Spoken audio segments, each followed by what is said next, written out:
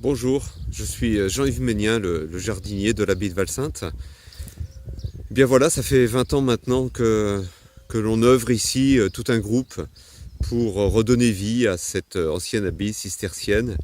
Et après la restauration d'église, la reconstruction de 200 mètres carrés de bâtiments et surtout l'aménagement de ce jardin sur toutes ces anciennes terrasses construites par les moines au XVIe siècle. Un jardin classé jardin remarquable qui accueille une collection de plus de 500 variétés de rosiers, mais aussi une collection de plantes de jardin sec. Donc un jardin d'ornement qui accueille de nombreux visiteurs sur une grande partie de l'année.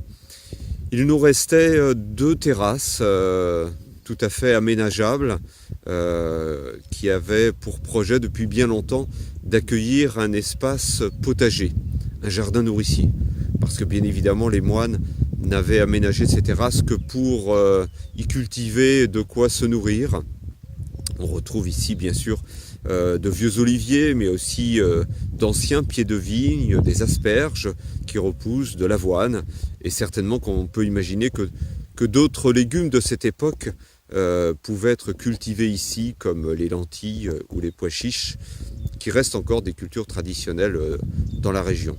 L'idée est bien sûr d'introduire d'autres légumes qui sont apparus depuis, et d'utiliser des techniques qu'on appelle agroécologiques, c'est-à-dire en total respect bien sûr de la terre, avec notamment l'apport de compost, les techniques de paillage, les cultures en butte, avec une gestion de l'eau très rigoureuse, et démontrer que justement dans cette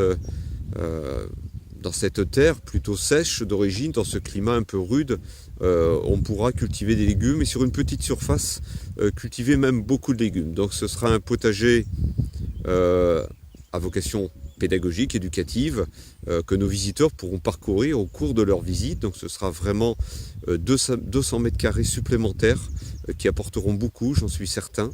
Et ce jardin me servira notamment pour animer des formations, des cours. Voilà, donc pour le mettre en place, on a besoin d'un petit coup de main, parce que aujourd'hui, notre activité, nous sommes 7 à travailler en permanence ici.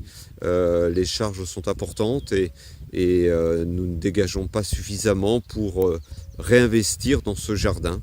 Donc, et les subventions aujourd'hui ne sont plus du tout proposées pour nous soutenir. Donc on a besoin de l'aide de tous.